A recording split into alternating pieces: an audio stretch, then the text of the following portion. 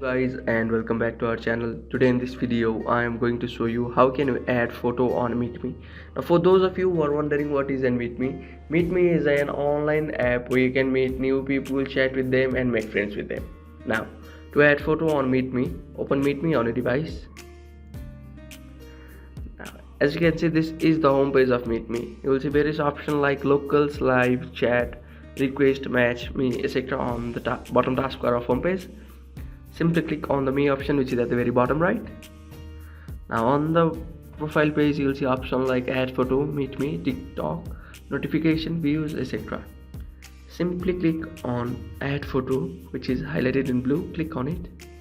Now it says photos are public, uploaded photos are public. Please don't upload nudity or any content that breaks the terms of services. Click on OK. Now allow MeetMe to access photo and media on a device. Now you may choose the photo from camera, face, etc. Select the photo you would like to keep on it. Now select the photo you would like to keep on it.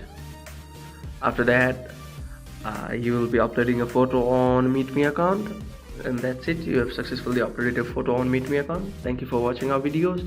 Please don't forget to like and subscribe to our channel. Thank you.